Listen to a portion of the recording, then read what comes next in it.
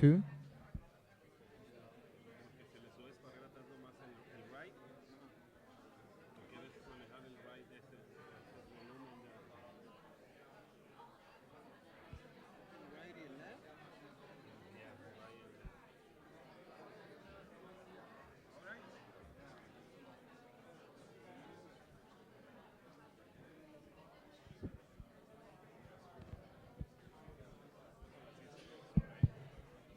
Testing 1, 2.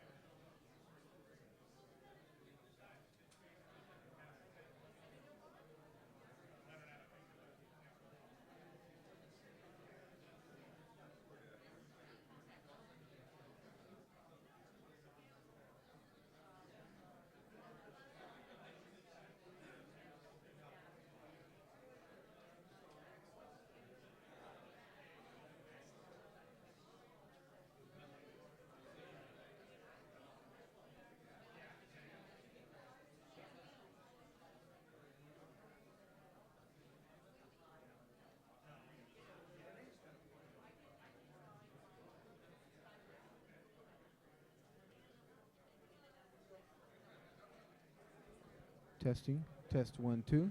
Testing. Testing.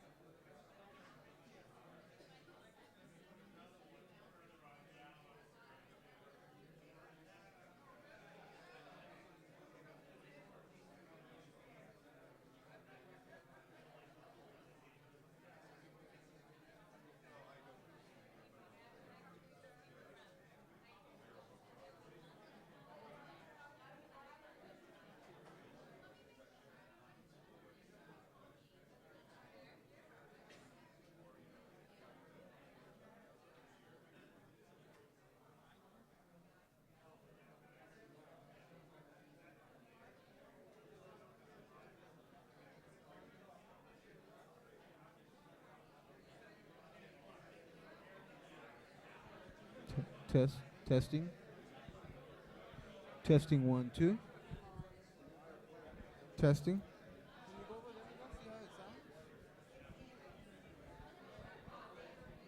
Testing. Testing. Testing 1 2. Testing.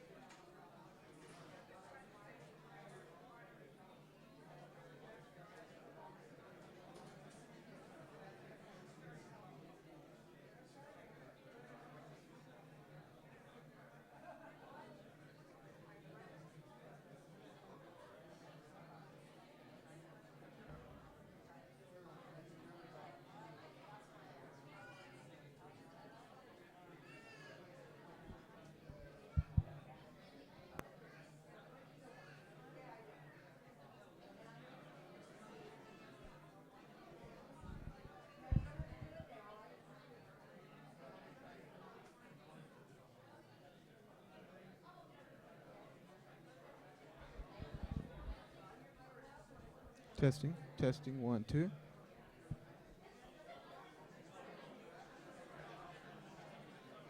Testing. Is better?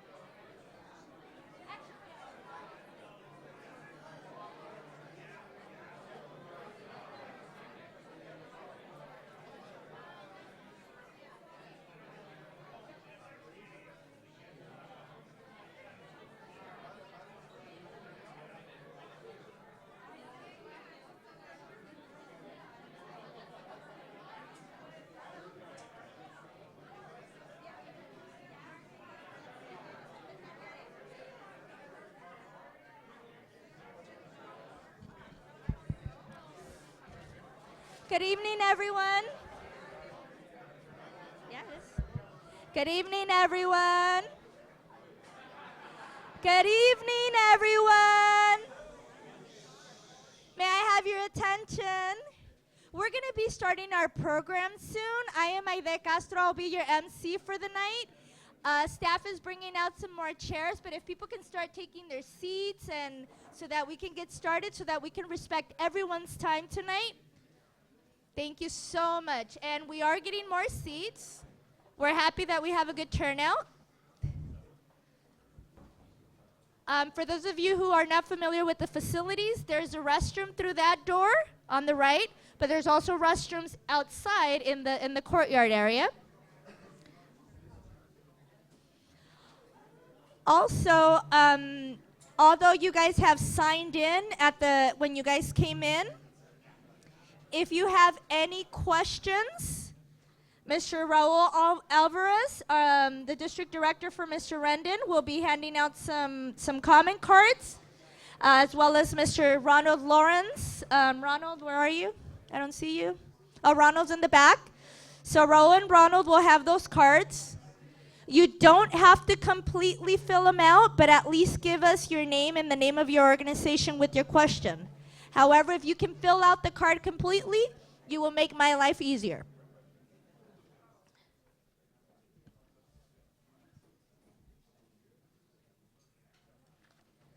The cards will look like this, okay, everybody?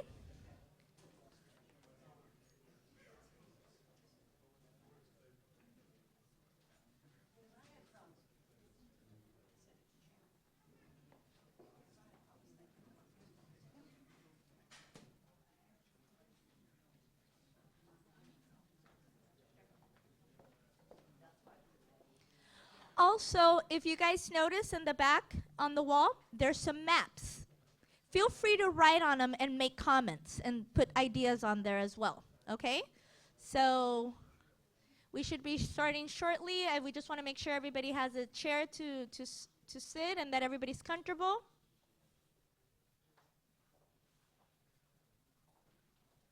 So we're going to run a tight ship, and we're going to try to make sure that we respect everybody's times. That's including our speakers. So if I could also have my speakers at the panel table, I would greatly appreciate that as well.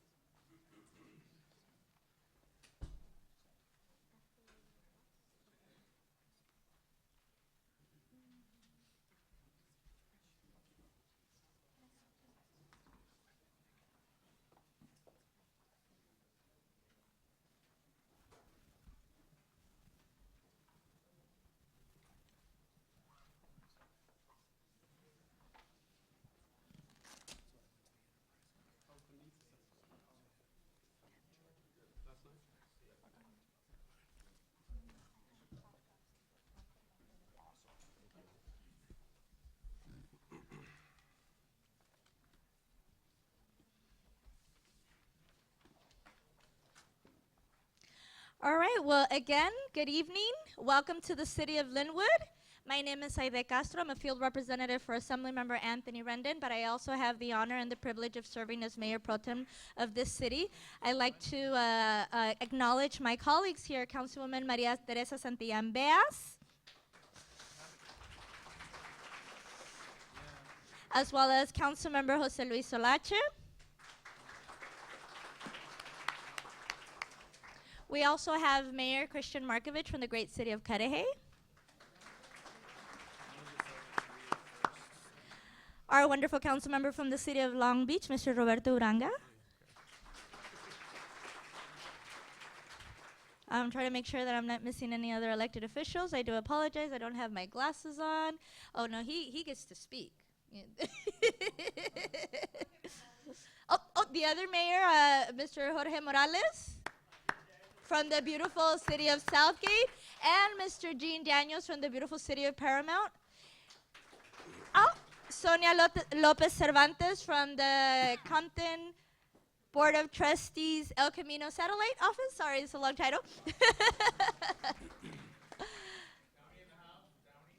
Downey's in the house. I think we have some Lakewood people. I can't see that far away. Oh, Patrick O'Donnell's office. Okay. So if I missed anybody, I apologize. And of course, we have the lovely Hut sisters from Team Hall. Okay, so we'll get started. All of you guys know why we're here today. We're here to hear about AB 530, which is the LA River Revitalization Informational Meeting. We thank you all in advance for being here today.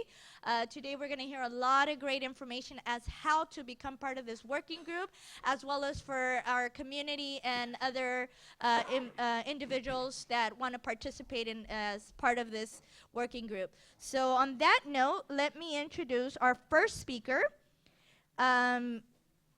The author of this great law of AB 530 and the representative of the 63rd Assembly District, as well as Speaker-elect, my boss, Assemblymember Anthony Rendon.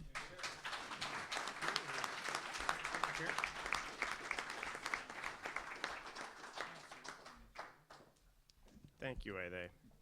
Good evening. It's good to see everyone. I don't like to retell stories, but I'm going to retell a story.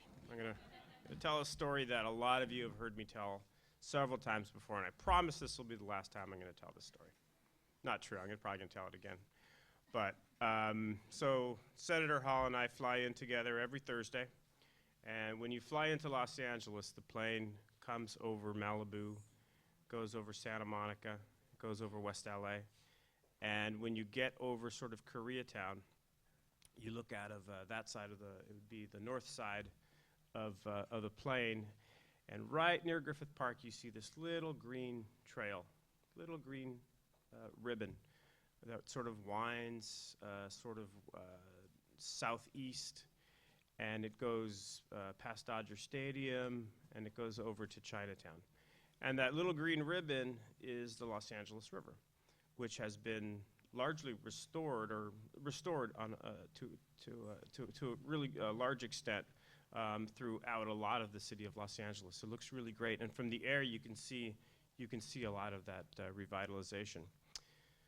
Then the plane starts to take a turn, gets over sort of downtown, over Vernon, and you look out, and you're still looking out of the same side of the plane, but now you're looking from Vernon, and you're looking down toward Long Beach. And all of those of us who grew up in Los Angeles in the past 4 decades, you see this white concrete that we recognize as the LA River, as the way we've seen it over the last 60, 70 years. The revitalization that is taking place along the Los Angeles River is taking place almost exclusively in the city of Los Angeles. It's taking place to a large extent, and I'm very happy for it. It's great. We've gone, as an office, we've gone kayaking in the LA River up in Canoga Park. You can go kayaking over near Atwater Village, all in the city of Los Angeles.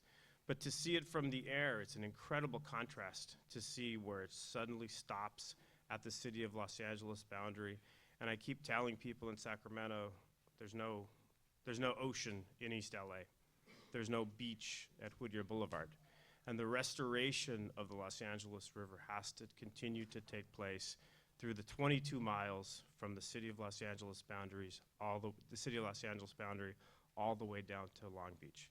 That was the impetus of AB 530.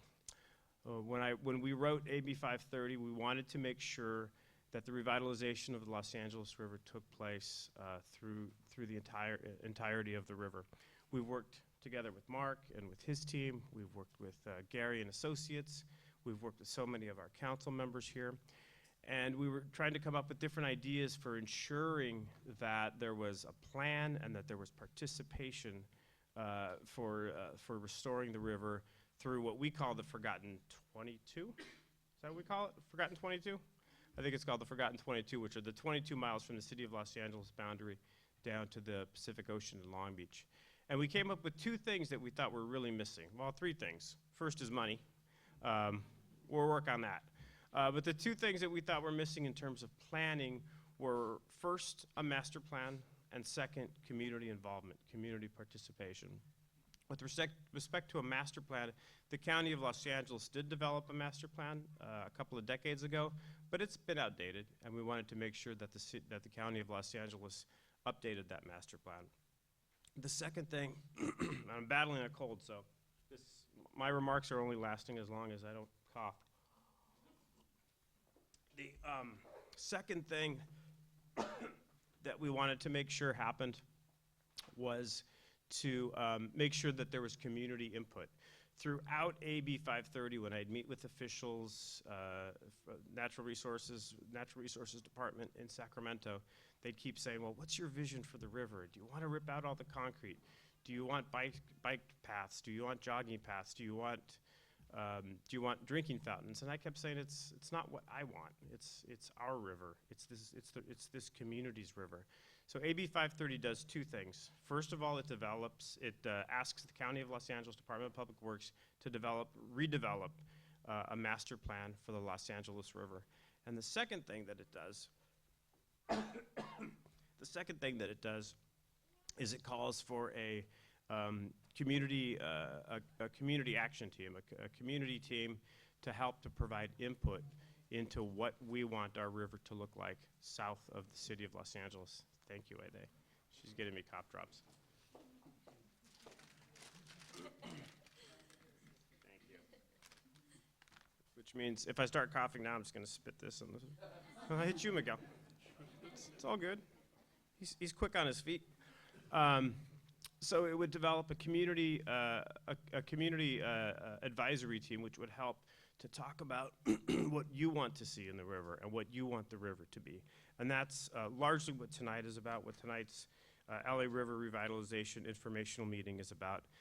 I want to thank some partners who helped to put this event together tonight, but it's important to keep in mind that these are partners who not only helped to put this event together tonight, but who have been really helpful throughout the process, from the inception of thinking about AB 530. And let's also give credit where credit's due. The governor signed it. He signed it with great, he had some trepidation. He felt as though having the county work on a plan, that having the state mandate the county to work on a plan, he was worried about that sort of tampering with sort of sovereignty issues. He had a lot of reservations.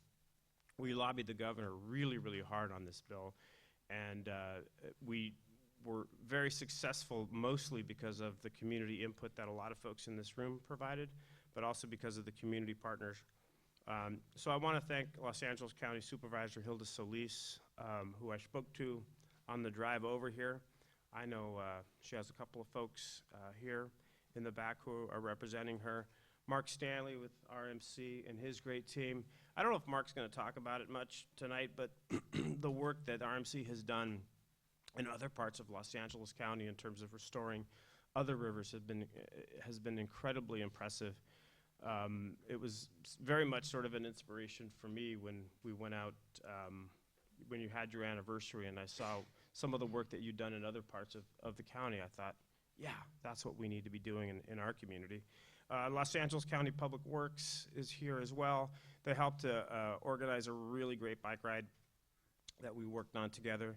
The Army Corps of Engineers is here, and they've been incredibly helpful. Carol Armstrong and the entire City of Los Angeles team that lent their expertise for this important legislation, and all the organizations that worked on the LA River in the past and throughout the duration of this bill. It was really incredible the extent to which this really became a grassroots campaign when we had we had this sort of bike tour of the LA River from Maywood to Cudahy.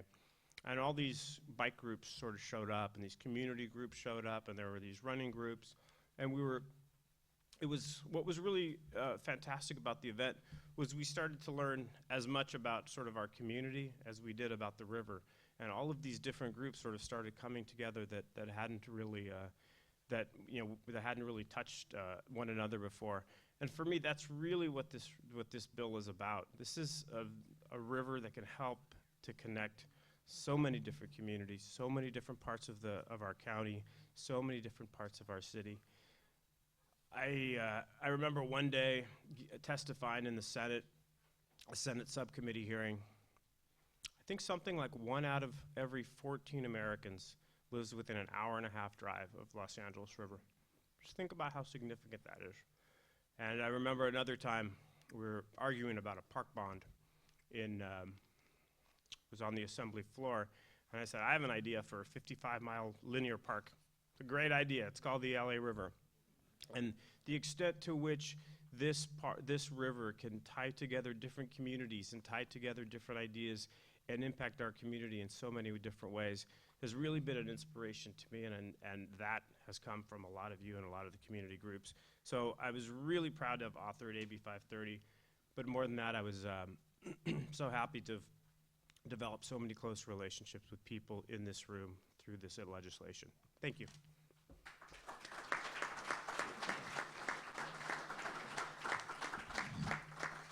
Thank you, Assemblymember. And also, just as an FYI, please get familiar with the facilities. The plan is to have these meetings monthly.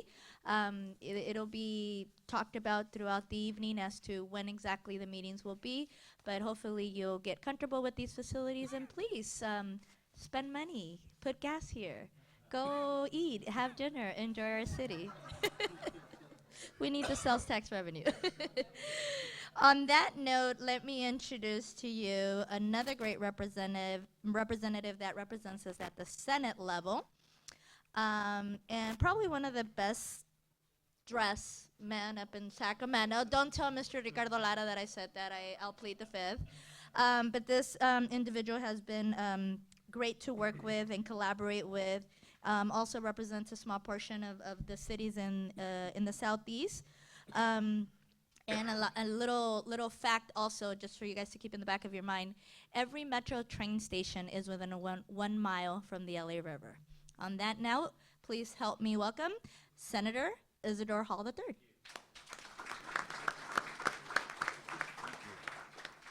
Let's give Ms. Castro a round of applause for doing a great job. And of course, let's give our speaker, Anthony Rendon, a round of applause. Our Assembly Speaker, Anthony Rendon, a round of applause. It feels good to be able to say that, you know, I live in a district where the Speaker lives, and so we haven't had that in a long time, so I just lift him up and praise him as much as I can. So once again, let's give our Speaker a round of applause. I'm just so happy to be here just to lend Hector De La Torre, Assemblymember Hector De La Torre. Let's give him a round of applause as well. I'm just so happy to be here to lend a voice of support and an ear to hear today about AB 530 and the attributes that it would bring to our LA River Restoration and Revitalization project. It is so important that we make sure that just as the northern part of the river is taken care of, that we on the southern part of the river is not forgotten about. Similar to that was happening over in Long Beach, DeForest Park, for instance.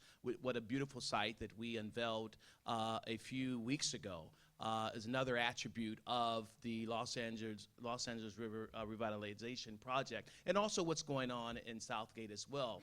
But one thing or two things that I love about AB 530 is that one, it requires a redevelopment master plan, but also it requires input from our community voices and our partners.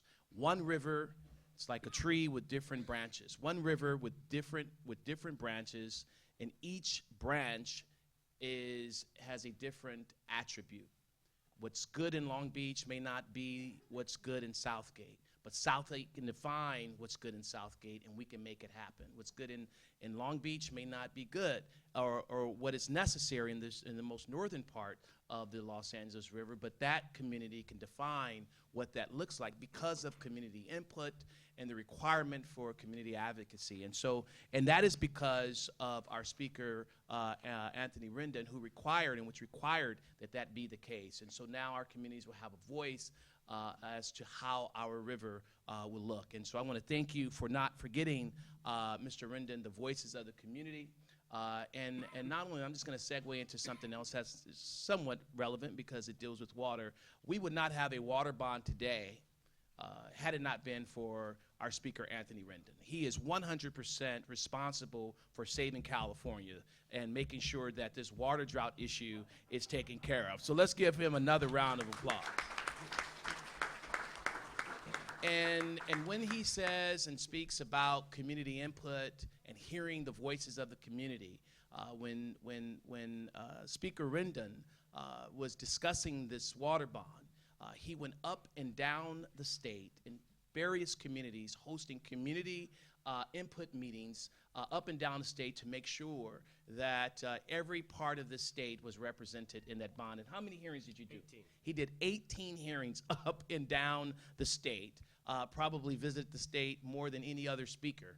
And that's probably why you are speaker, sir, making sure that the voices of the community are heard. So again, thank you, Mr. Rendon, for your leadership, and thank all of our community partners that's participating in this process until every part of the community, every community that is represented by the river is represented and have a voice. Again, thank you all so much, so much, so much, so much, so much.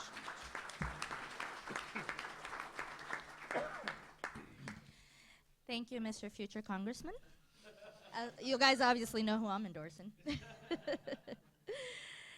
Next, one of our greatest partners in this endeavor, and I can honestly say I've seen my district director, Raul Alvarez, work so hard on this, but it's all been in partnership with the Office of Supervisor Hilda Solis on the LA County Board of Supervisors. Please help me welcome Ms. Teresa Villegas.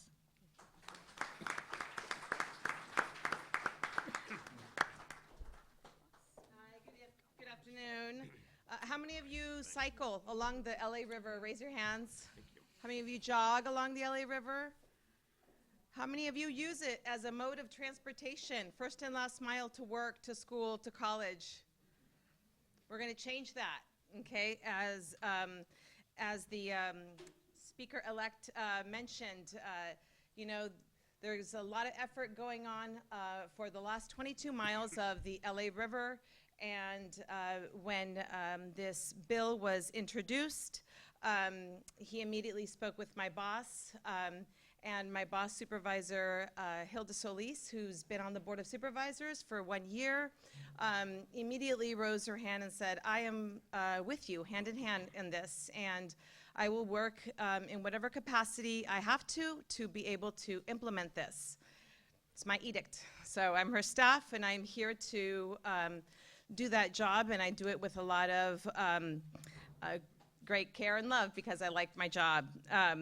So there's a big task at hand with the implementation of the Assembly Bill 530.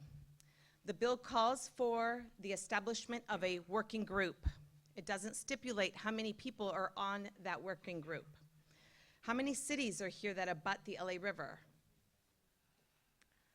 Yes, to us it sounds logical. We want you in our working group. The bill also calls for a revitalization plan by March 2017. How many of you work in government? We got less than a year to work that out, unless we change that deadline, okay? Our work is ahead of us, okay? I'm just trying to put things into perspective because we're gonna hit the ground running. To create a working group, Supervisor's Office is tasked with the job of identifying all those that are interested in being a part of the working group. Our office has been receiving a lot of letters from those of you who are interested in doing this.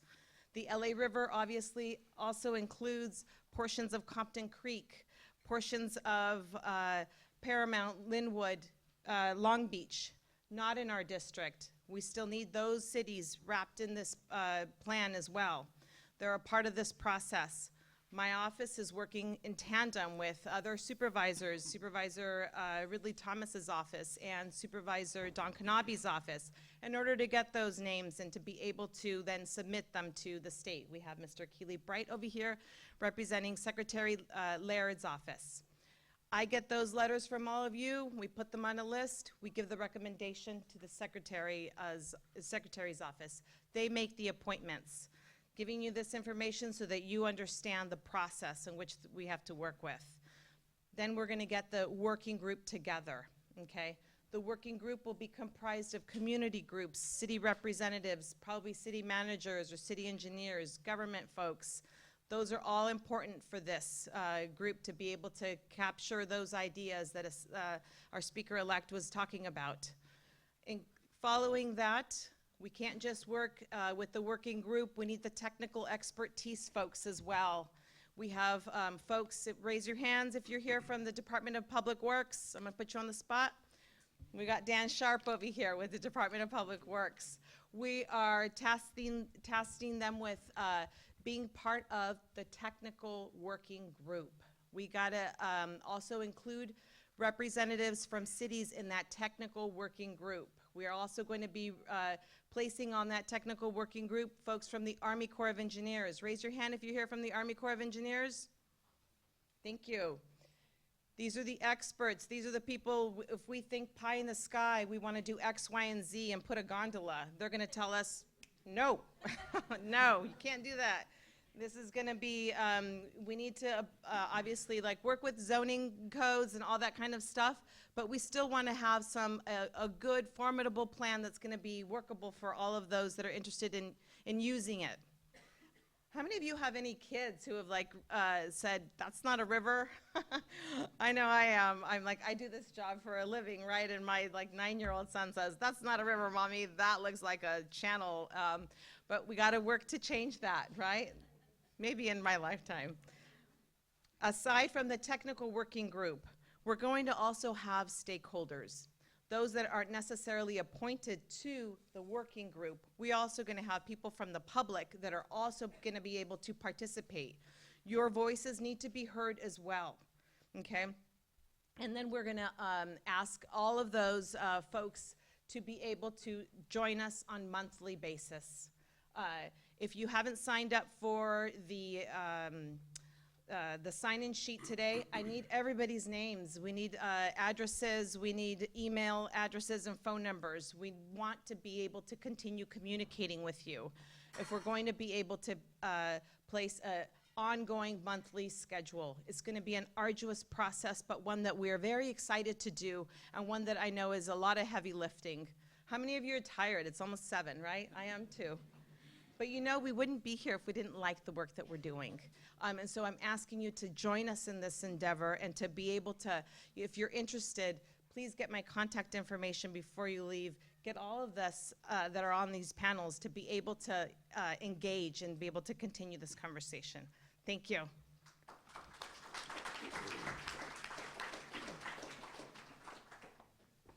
Thank you, Ms. Villegas, and thank you to Supervisor Hilda Solis. Also, before I introduce our next speaker, for those elected officials that are here, I think one of the hardest things for some of the cities in the Southeast is how do we connect to that LA River? So please, make sure you go back and talk to your city managers and your public works directors. This is the opportunity to incorporate all this in your master plans or your specific plans. You know, Cudahy, you have that river, that park right adjacent to the river, an opportunity to expand. But by doing things, when people start utilizing our recreational areas, that also brings economic development to our community. So think about that. Thank you. Next, to talk to us about how we can participate in the working group and technical group, please help me welcome from the Rivers and Mountains Conservancy, Mr. Mark Stanley.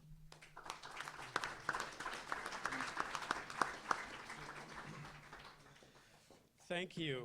It is so good to see this room almost overflowing. because we do. We want all of you to participate in this process. This is a tremendous opportunity for us all on the lower portion of the river. We all know that the upper portion has got funding that has been dedicated for many of the projects that's occurring in the city of Los Angeles and even north of there.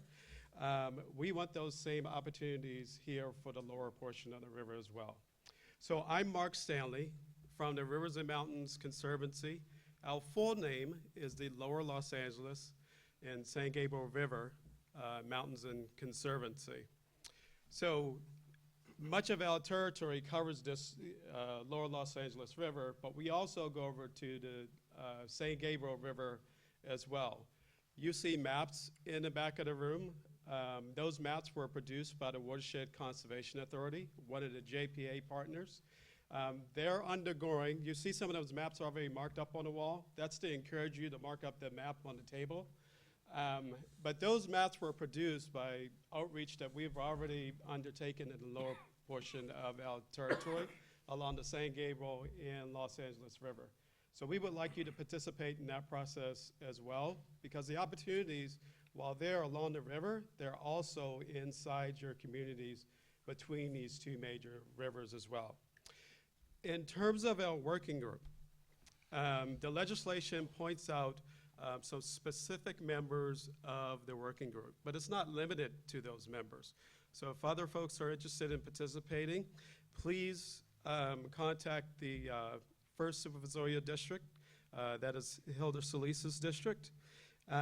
What the legislation says in terms of the members of the working group is that the Conservancy will be participating in those activities, and we are the staff, the working group. The County of Los Angeles will have participation in the group.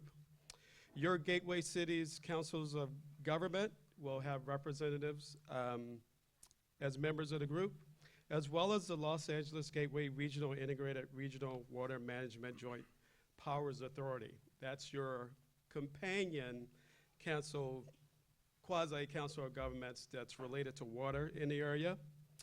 And then elected officials of the cities riparian to the Los Angeles River. So all those cities along the Los Angeles River, including the tributaries, are welcome to be on the working group. And then we also would like to have nonprofit organizations participate in this process as well and be members of the working group. You heard from Teresa that we're not only looking at a working group of members, but we're also looking for some technical assistance as well. We're envisioning forming a technical advisory committee of many of those agencies that are concerned about the different aspects of water along the Los Angeles River. We're welcoming to be on that committee. But in addition to that, well, what about just the community members? We want to hear input, hear your ideas through this process as well as we help to inform some of these planning efforts. So we do envision a stakeholder group as well. There are no less than, I would say, 6 planning activities that are going on along the Los Angeles River. The one that you probably know about the most is the L.A. River Revitalization Corporation Plan. A lot of people know that as the Frank Gehry Plan. That's planning efforts for the whole 51 miles of the river. We plan to participate to a great extent, particularly in the lower portion of the river, in that planning effort. Some of the other efforts that's going to impact activities is the 7-10 Corridor Transportation Plan. It runs parallel to the river. We will need to do some coordination with the planning that's taking place for that transit corridor. I mentioned the WCA Greenway Master Plan. That's going to overlap these planning efforts as well. It's not only just for the Los Angeles River, but as I mentioned, those cities off the river. The Luskin Center has been doing activities and gathering data within the lower portion of the river. And then the county needs assessment. Many of you have already been through that process and identifying projects throughout your community, and they're gathering data for the possibility of open space and habitat protection throughout the area.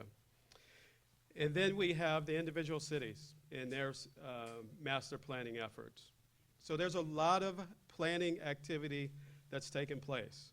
This working group is going to help to coordinate all those activities, provide input and advice to all those planning efforts that are taking place, in addition to updating that master plan for the county of Los Angeles within our area.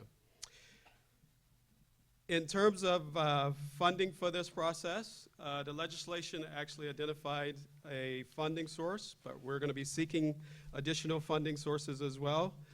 Section 79735 of the Water Code, that is funding that has been allocated to both the Rivers and Mountains Conservancy as well as the Santa Monica Mountains Conservancy. That is a pot of $100 million that we're looking to provide some funding towards this project development. So I'm very happy to see you here tonight. I'm hoping that you're able to participate in this process and you become very enthusiastic, as the way that we are very enthusiastic about moving this process along. We are anticipating that we're going to have monthly meetings of the working group, technical advisory group, and we'll establish that stakeholder group as well. So thank you, and I'm so glad to see so many of you here tonight.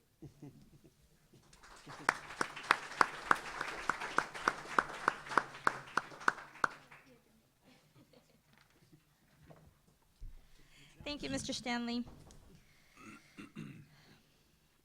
Next, to speak to us about the state's role in AB 530, and I hope I pronounced this right. I think I heard Callie Bright?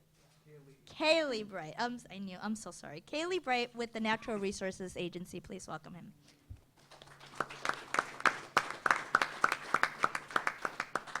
Thank you so much. Like everyone here, this is just a tremendous meeting and kind of kickoff to what everyone in this room and everyone at the table have been working on so long to achieve. Frankly, when the question came up, to talk about what the state's role in AB 530 implementation, it raised a lot of the same questions that were raised when the bill was moving through the process. As you can see, the river is in good hands with the work from Rivers and Mountains, from the locals, from Speaker-elect's office, and all of you in the audience. But we frankly questioned what the Natural Resources Agency could bring to this effort. Historically, the Natural Resources Agency is we're a cabinet-level agency that manages a happy family or not so happy family sometimes of 25 different departments. Some of the bigger departments in the state, Department of Water Resources, CAL FIRE, state parks, some of the smaller departments of different regional conservancies. But in this case, many of our programs are focused at doing exactly what AB 530 sought to do. We have invested,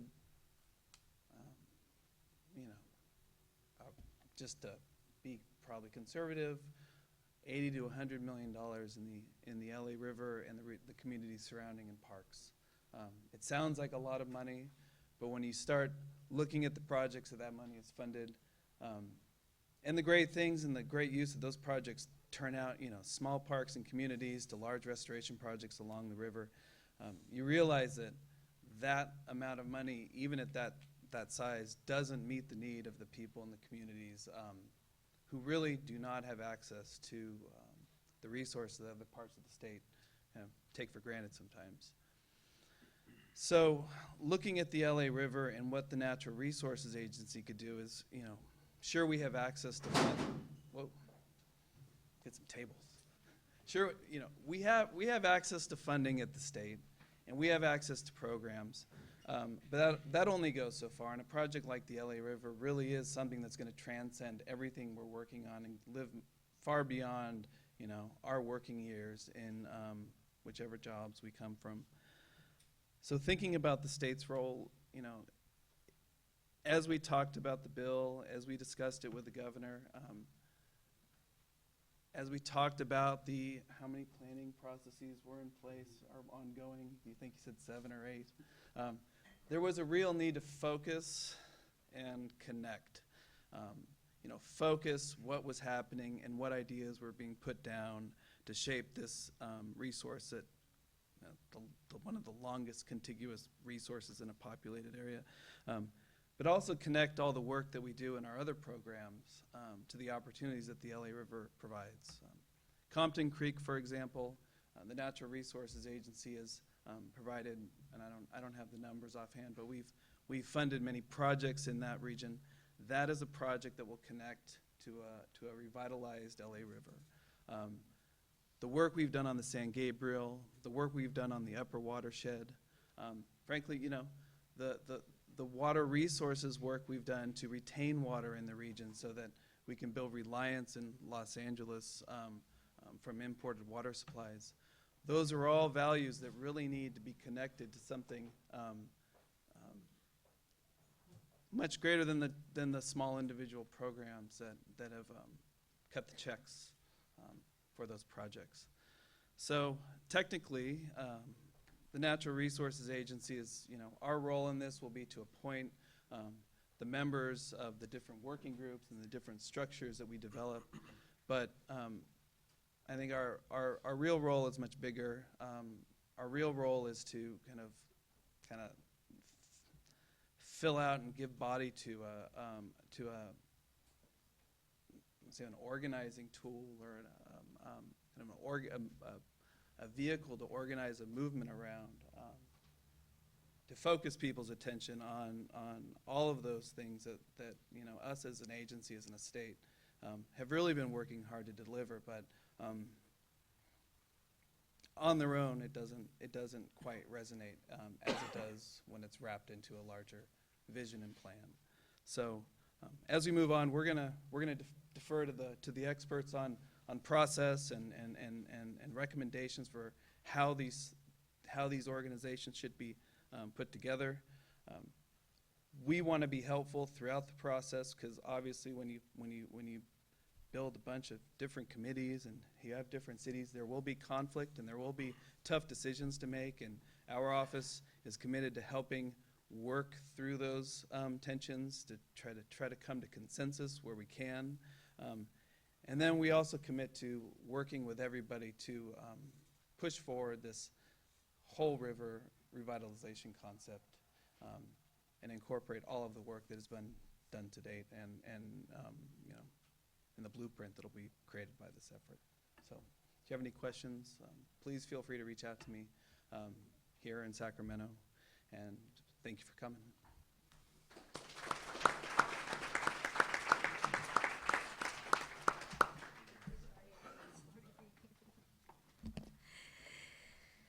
Thank you, Mr. Bright. Next, we have another speaker, and she will be sharing the experiences in developing the LA River Plan for Los Angeles. Please help me welcome Ms. Carol Armstrong.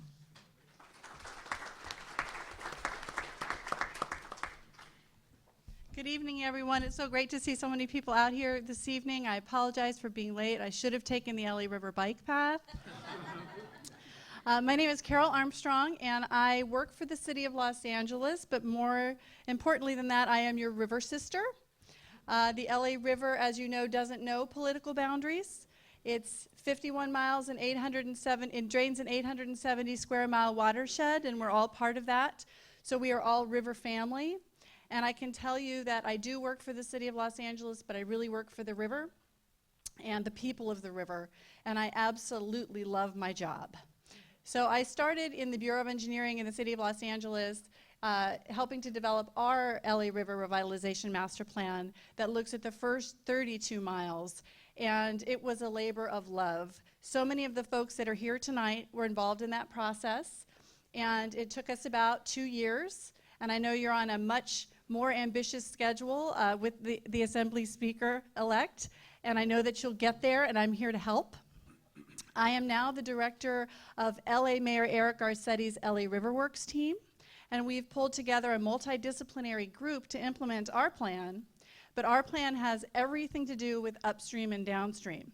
And you'll notice on the inside of the plan, the first quote you'll see says, "The way we treat rivers reflects the way we treat each other." So that's really important when we think about the river not only as a natural system, but as a social system. Upstream matters. Upstream is who you are, what influenced you, why you are the way that you are, and downstream is the legacy, what you'll leave behind. And believe me, when we talk about the Los Angeles River, the world is watching. So it's a very exciting moment in time to be here. We've built a lot of partnerships across all kinds of different disciplines and organizations and places. Globally, people are interested in the LA River, but it's personal to so many people here in the Los Angeles region, and that's why it was successful. I saw Kimberly outside from Congresswoman Roybal Allard's office. She grew up next to the river. She helped get this whole thing started. Our mayor, his grandparents grew up next to the river. So you'll see the deputy mayor that I report to is from a river community. So many people that are working on the river are river people just like you. So anyway, I just want to say that I'm so excited that you're doing this. I'm so excited that Supervisor Solis is doing this, and my river sister Teresa Villegas is still involved, and Kaylee's here, and to work with Mark Stanley. So, sorry I'm out of breath. I ran. I didn't want to be late. But I'm here for you, to support you. So glad to be part of the River family. Thank you, and go Team River.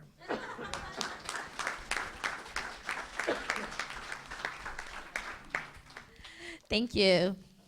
You can tell she must have been a cheerleader at one point because she even grabbed the microphone, right? Oh, I'm sorry. I probably brought out some old memories. Well, again, does everybody have their cards, their comment cards filled out for the questions? Remember, Mr. Raul Alvarez and Mr. Ronald Lawrence has them. We're going to go into the question and answers for the audience portion as well. So I'll give them a little bit of time to collect those from everybody.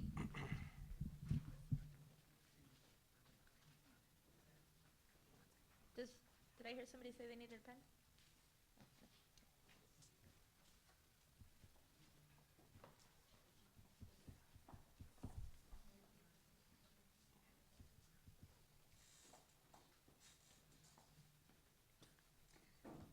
Okay.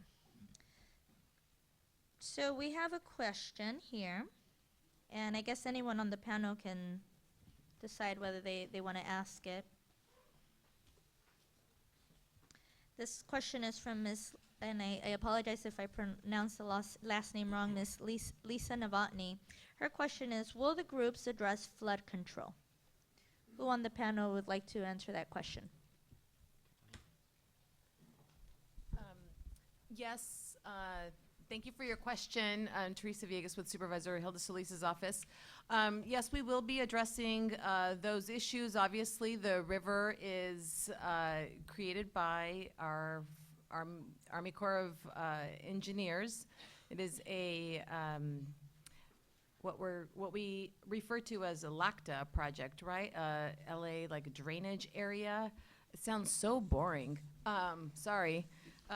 But we do not want to do anything that will put us in harm's way. And the due diligence that we have to do protection is still going to be abided. So with that, our flood control staff from our Department of Public Works are heavily participatory in our technical working group and will be participating as well in the working group as the working group launches. Okay, I hope that answers your question. Thank you. Thank you. Mr. Rendon? Yeah, the flood control component is a crucial component of it. Supervisor Kanabe has talked quite a bit about this.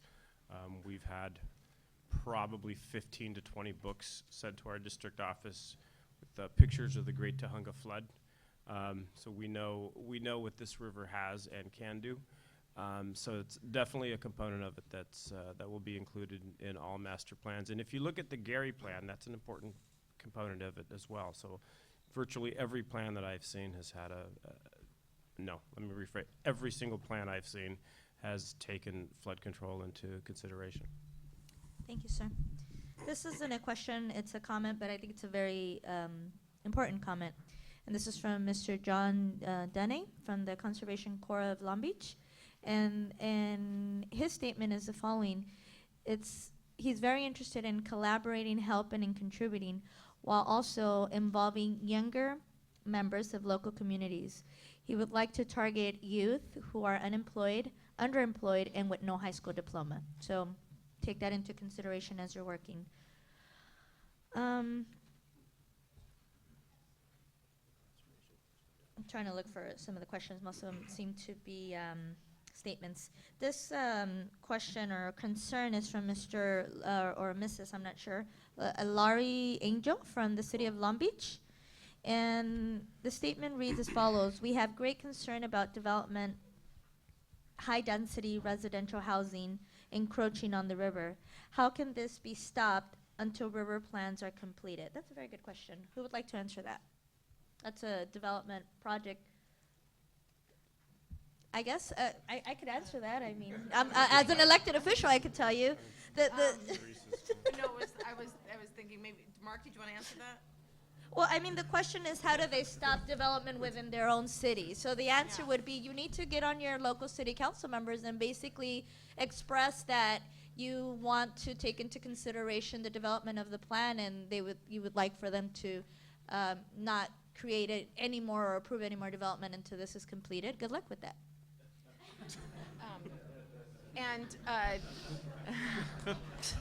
But more importantly, you know, as the ideas are coming about for the working group, they have to be shared, obviously, with the jurisdiction that will be mostly impacted. And so that piece will be iterative with the local city as well. And as, just to tag on to that, members of the working group will include all of those cities along the river. So they will be participating in this process. They'll be able to give a thumbs up, a thumbs down on what we're recommending in that update of the master plan. Thank you, Mr. Stanley. This is from Laura Consentino from the city of Carson. Oh, Carson. Safety for bikers, pedestrians, as well as sanitation. Who wants to address those issues?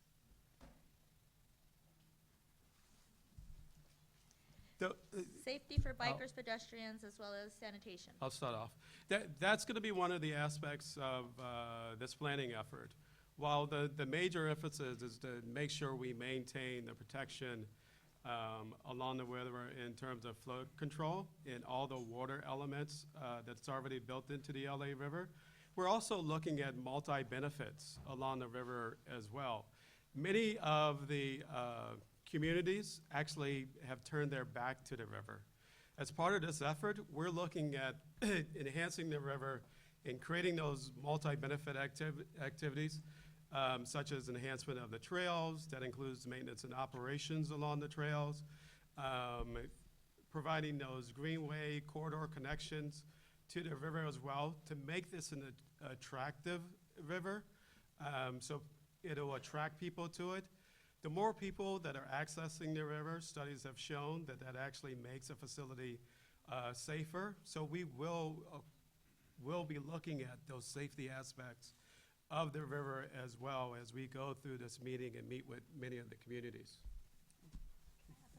So in the city of Los Angeles, we developed a river improvement overlay district, the Rio district, which helps telegraph to developers and others what we want to see along the river, and talks about how we want development to face the river, and we want it to, you know, accommodate public access, facilitate public access.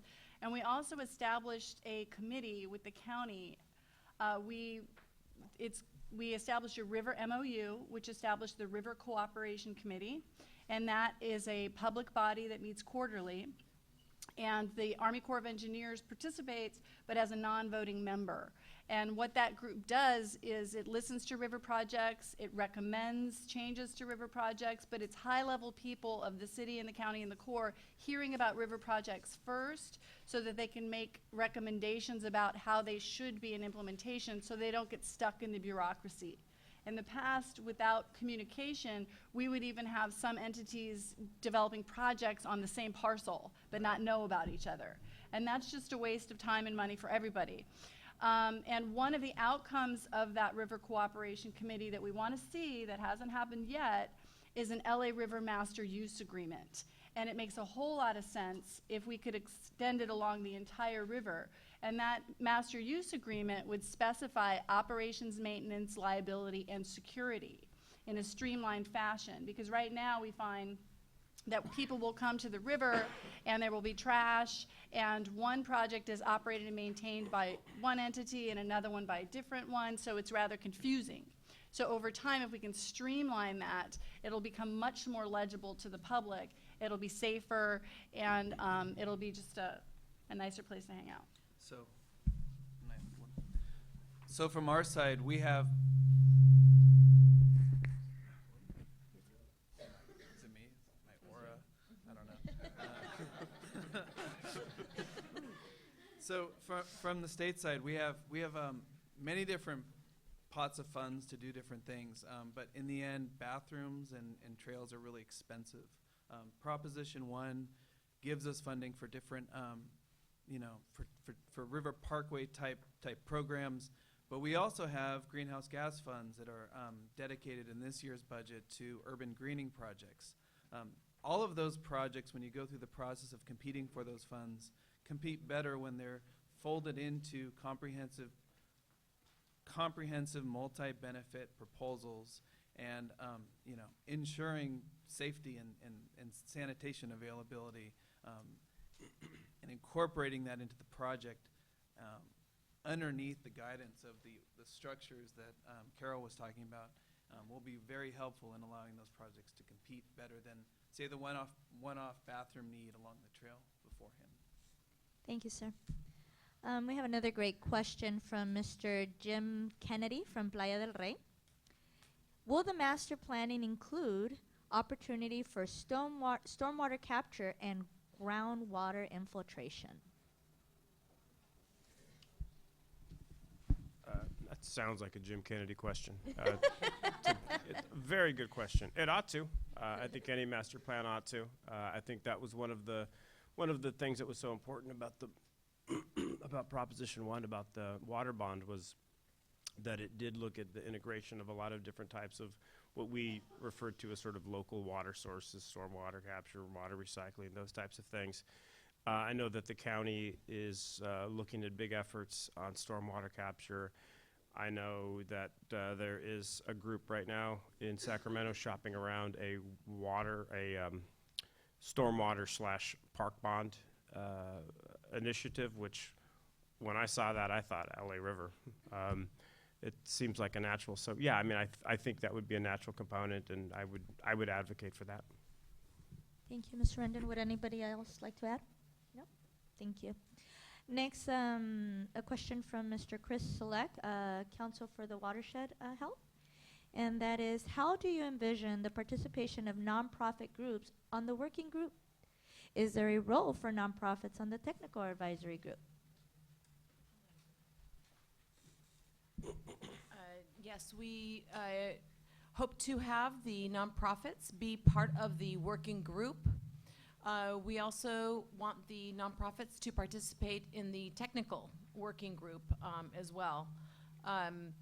The way that the legislation was written, it was vague, so I think it was vague on purpose in the event that we need the expertise of those groups that have already done hands-on projects along the LA River. Usually we lean on our nonprofits to be able to do implementation of park projects along the LA River, because cities are strapped for cash and can't always deliver projects quickly. So yes, definitely. Nonprofits are invited to be part of the working group, part of the technical working group.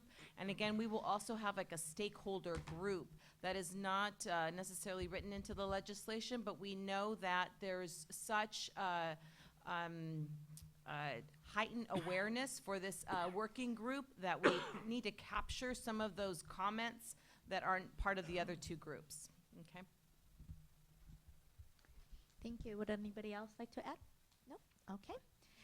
Next, we have a statement from Ms. Regina Taylor, I believe, from Long Beach. And it reads as follows: cities are making changes up and down the river. Why new plans are made? Why does the state not put a moratorium on all developments along the river until March 2017? Why is the river not under jurisdiction of the State Lands Commission? Who would like to answer that question?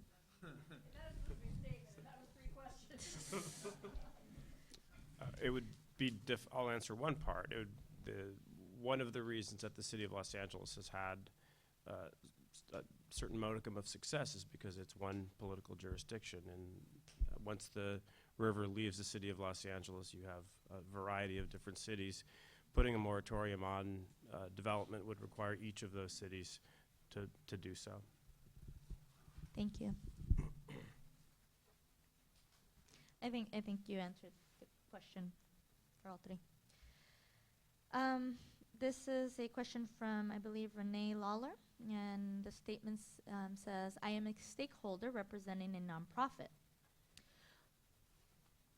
The linear needs, sorry, some of the stuff is a little difficult, but what I'm understanding is that they need to address the gaps of the historic equestrian trails, and that their historic equestrian communities need to be addressed as well. I hope I'm interpreting what I'm reading correctly. Close enough? Yes. Okay. So basically, what are we doing is have we incorporated an aspect to address the equestrian communities along the river? Equestrian community in the original master plan was omitted and was considered a negative declaration. It's one of the original user groups of the resource. There are a great many gaps in the trail system, and it's impacted, had a cumulative negative impact on that user group. So how will AB 530 and the working group work to address those needs for that community's survival? We did receive a visit from, what was the name of that equestrian group, Ronald? Do you remember? We have received a few, was it Lakewood? We have received several visits from one equestrian group that has talked about that. It's a very important concern. I know further south, closer to closer to Long Beach, there are equestrian trails adjacent to the river, but no, I think that's a very important component of this. Thank you. Next, we have a representative from the city of Maywood, Mr. Andre Dupre. Oh, sorry. Those are the types of things, those are really helpful for us to, if you continue engaging us with those types of things, we'll remember them. So thanks. So from Mr. Andre Dupre, his question is, the city of Maywood has an EPA designated Superfund site on the river. Will the EPA be called on to participate in the development of the master plan?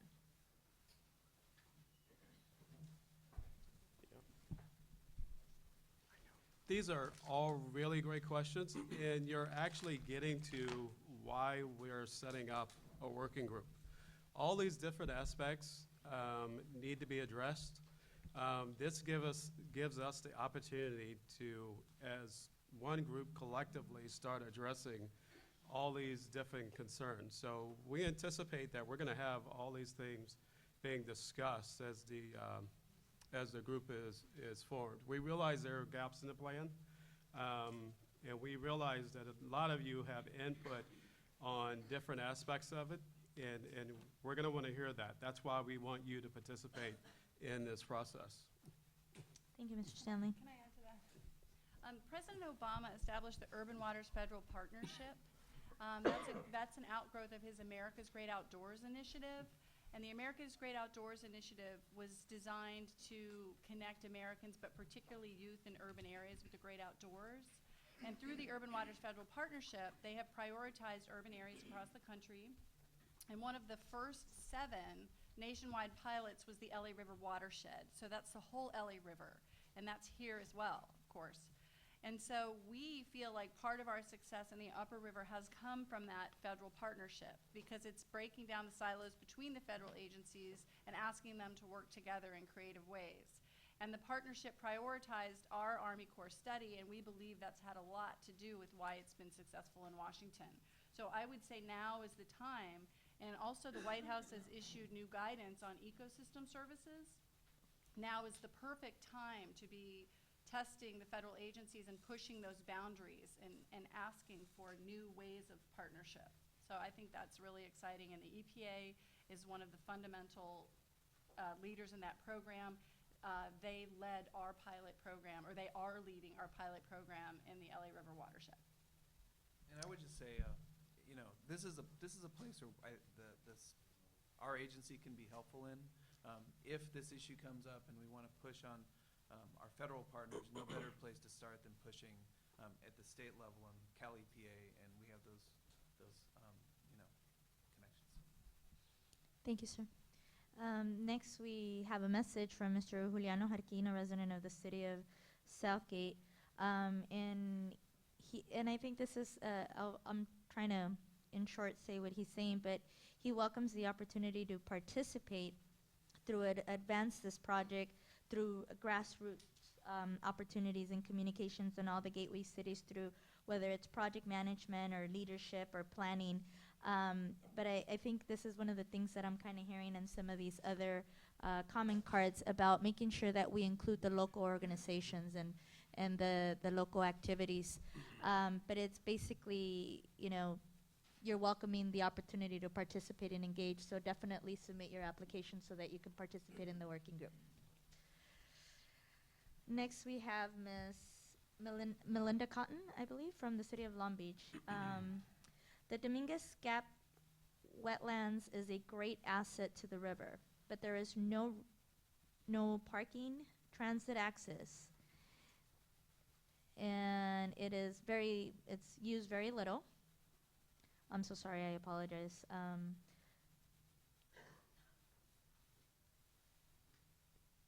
I'm so sorry, Miss Cotton. There was a development project that's pending that was mentioned earlier, which is right along the Dominguez Gap. There's a lot of concerns about what the developer's doing in the way of tearing down trees, habitat, and we don't know, we think they're encroaching on the river and the project. We don't know who to go to for help. Is there somebody now who we could work with before existing wonderful projects perhaps decline? That's in the city of Long Beach? Yeah. So we have a representative here from the city of Long Beach. So what I would suggest is that you guys have a side meeting. But I mean, at the end of the day, we have to differentiate. Local municipalities have their own jurisdiction. And from what I understand and the little knowledge that I have, I would say, and I would like to assure that most cities know better than to encroach on properties that don't belong to them. Most of the time when a development is done, they have surveyors out there and everything's done. But if you want to make sure, I would highly suggest you set up a meeting with your representative of your district. And you can always do public information requests through their city clerk's office on more information. You could also contact the county assessor's office, and they will give you a plot map of the area, so you'll kind of be able to identify if you want to do some of your own little research. I hope I kind of answered the question. Yeah, and we will connect you with the city of Long Beach folks. But that's an interesting question, because I remember taking, and we've done a lot of bike tours along the river, so I can't recall which one it was. It may have been with County Public Works. But they did point out parts of the river where it's been sort of so ignored that property owners, they believe, are sort of encroaching on part of property that's not theirs. So we've heard that before, but we'll connect you with with Long Beach people. You're welcome. Thank you. Thank you. This is from Matt Grayley, also from the city of Long Beach. Obviously, Long Beach is in the house today.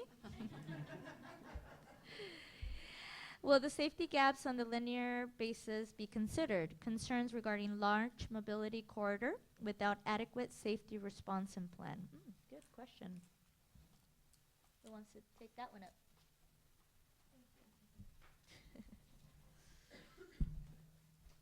You know, it's, I'm writing down everything that I'm hearing today.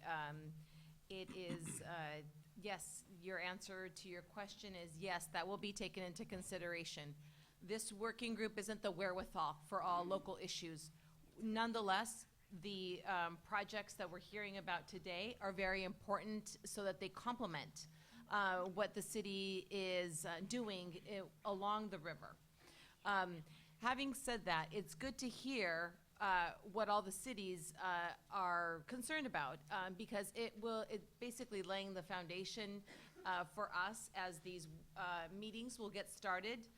Do we tackle the first cities that, you know, abut the, right after the city of Los Angeles is we have Vernon, Maywood, Cudahy, and Bell. Do we address that first, or do we start from the southern end? Do we start, you know, from Long Beach?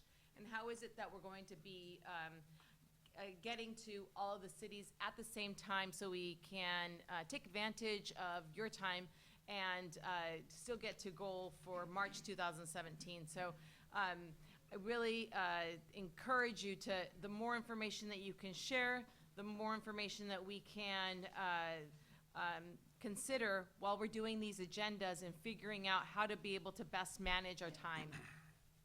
Thank you. Thank you, Ms. Villegas. I might need a little help from the writer of this one because this one I know it's important. This is a recommendation.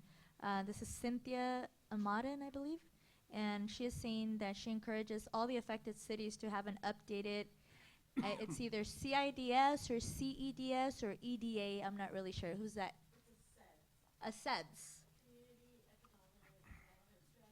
Got it. So that's what we refer to like as a specific plan or master plan.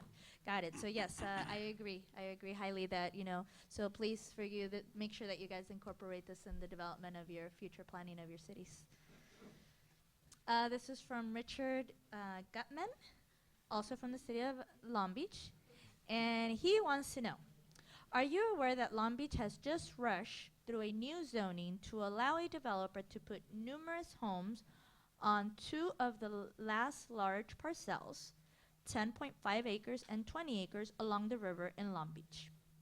We are now. We've heard a lot. They are now. So, Mr. Gutman, I hope we answered your question. Unless anyone else. Yes, sir. Any room along the river? I mean, I haven't been on the river. I've seen it on TV some. Any room for any type of concessions to, like a stand, you know, like you need bicycle stand, or like I can't walk already. I need a drink. So I think. we're going to have some concessions. Yeah. Yeah, I think that's an excellent question. I think that's part of the working group because that's the idea, and it's also part of the development of the outskirts of the rivers because that's where us cities get to take advantage and create economic development. So if I'm an entrepreneur, I'm definitely setting up a bike shop near the LA River. I hear you. I think it's a There you go. I like him. it's a big opportunity, obviously. We've seen what our friends have done on the upper part of the LA River in the city and how much attention it has gotten and how much good development, a lot of good work is coming out of that. We want to emulate that, right? We don't want to copy it because this community is totally different, but we want to emulate and we want to capture all the good stuff. Because I know you guys got lessons learned also, but we want to capture it, and we're, you know, and use that as a resource here. What you're saying is exactly what's needed. I go down the river, I'm concerned. I've been down the river a million times. I'm concerned because there's a bunch of graffiti everywhere. I'm like looking behind me, you know, I'm worried about safety. And I know Public Works. I mean, I can call them. I can speed dial. But I'm concerned as well. I'm concerned we have homeless along the LA River. Right? I mean, these are all real quality of life issues. I'm concerned about access points. We don't even have enough places where I can, like, you know, get off the river if I, you know, somebody's like chasing me. And if I even have the energy to like keep bicycling or running, right? I'm concerned about all those types of things. And even where I'm gonna go to the restroom, obviously, because that's just a basic necessity. and signage. And those are all ideas and issues that need to be addressed, from the basic to the where can I go just for a nice bike ride and stop for a dinner. And it's going to be, you know, it's going to be nice, have nice ambiance. Who doesn't like that? Yeah. Thank you. Mr. Luna. Just a quick question, and this has been talked about, but we talked about the water infrastructure and the actual physical infrastructure, but my friends will kill me if I don't ask a question about the public health role in this plan. And you know, is public health going to be part of the process? And no, public health in you know, obesity and you know, alleviating mental health. I mean, there's all these things that are going to be layered in this plan. So what's the role of public health in the development of the master plan? Is that a fair question?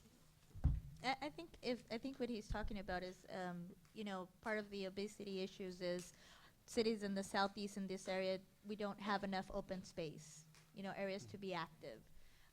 Obviously, when we're dealing with some of the homeless issues, and you're going to run into the mental health issues. I think that's. So when we talk about multi-benefit, that is one of the aspects that's going to be incorporated into the conversations that we're having.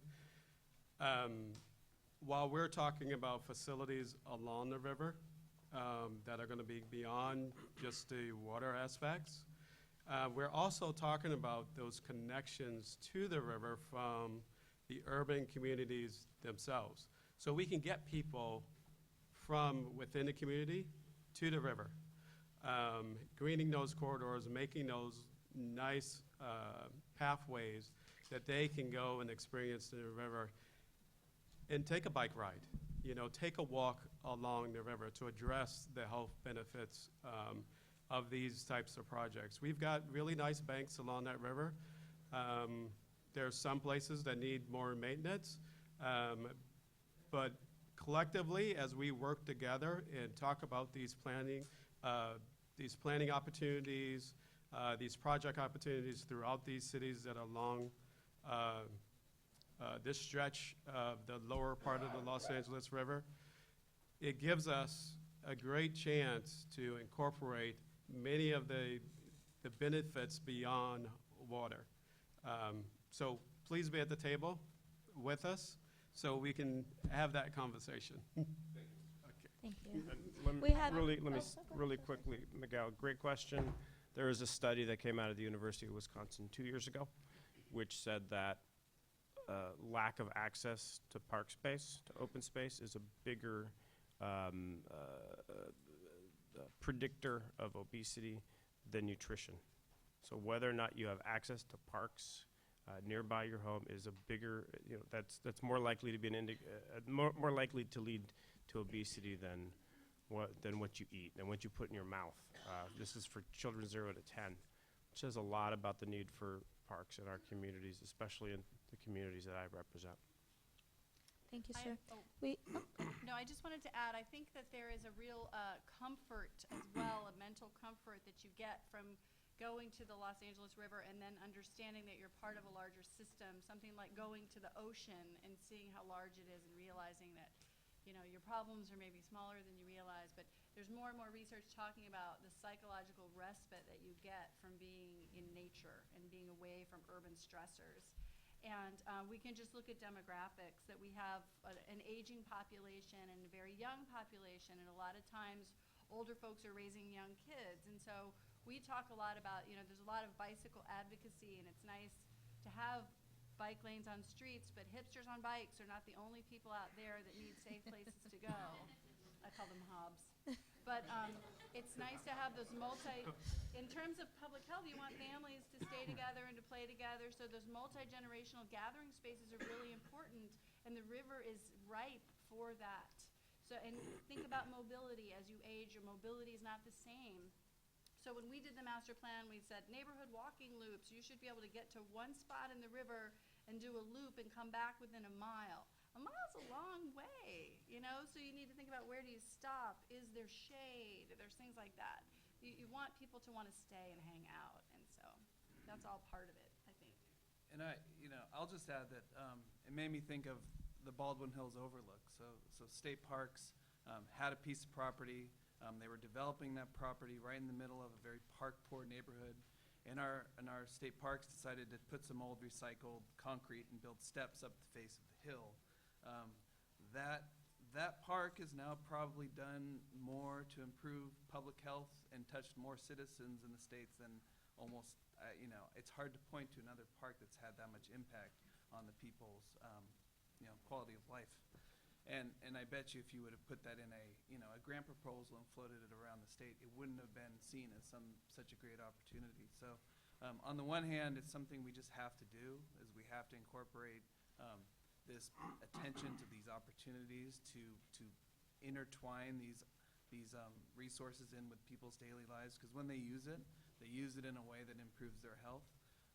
But also, we have to do it because frankly, we don't have enough money to do all of the projects we want to do, and talking about these as opportunities in other forums, not just natural resources, you can access other opportunities to build coalitions around these projects, and that's vital if we want to achieve everything we're trying to achieve. Thank you, Mr. Bright. We have 2 more questions that we're going to take because we want to respect everybody's time. But before I do that, I'd like to acknowledge that our great mayor from the city of Linwood, Mr. Edwin Hernandez, joined us a while ago. Please welcome him.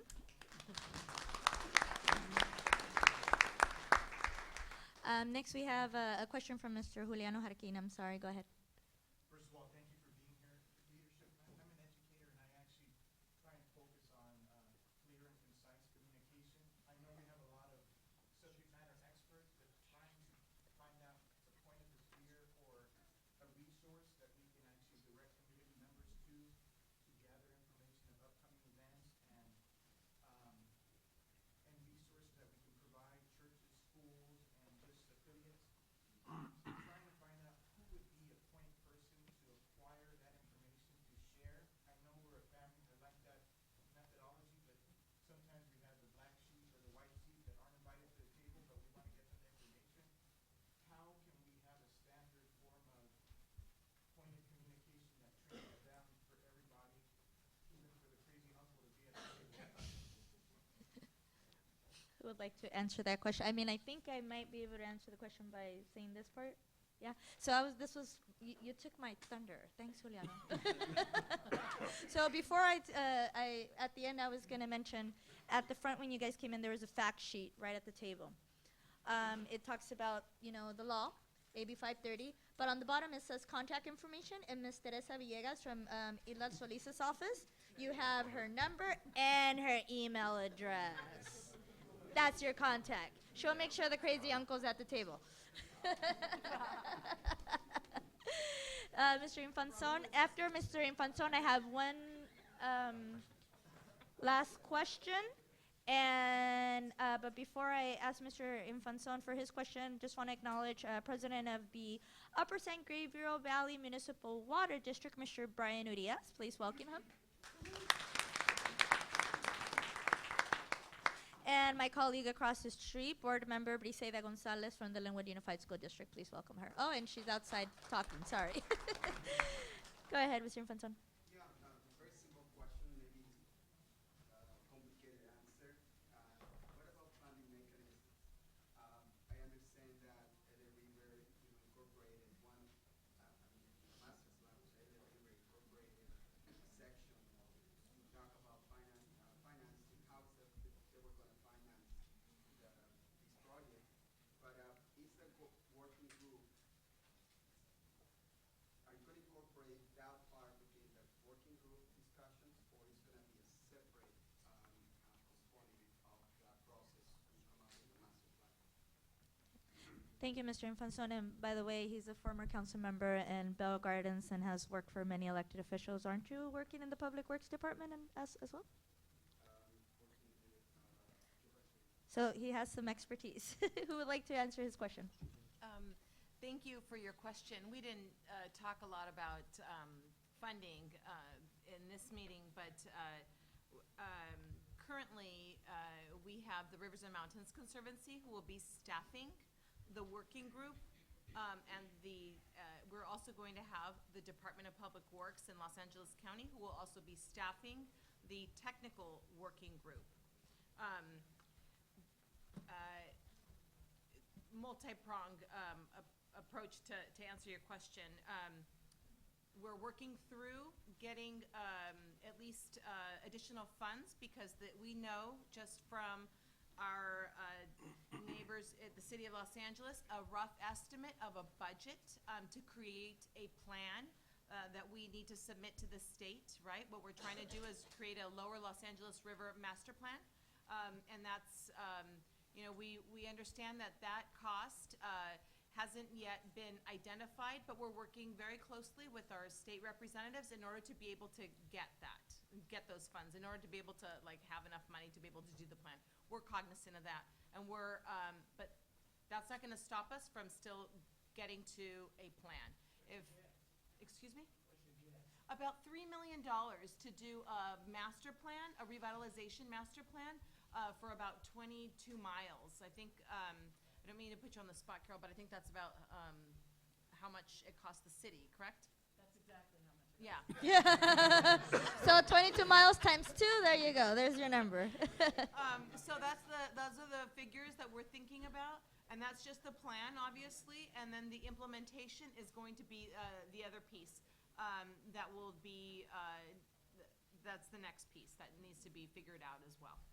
There are $100 million in Proposition 1 for this project, and I think virtually every park bond, every water bond moving forward, I think this is to so many people in this state that this should be a major component of any bond moving forward. Thank you, Mr. Rendon. And the last question of the night, and this is from Ms. Renee Lawler. Will you consider a pilot project with the LA County Sheriff's Equestrian Division to patrol the river and bridge the linear safety needs similar to Boston? Sure.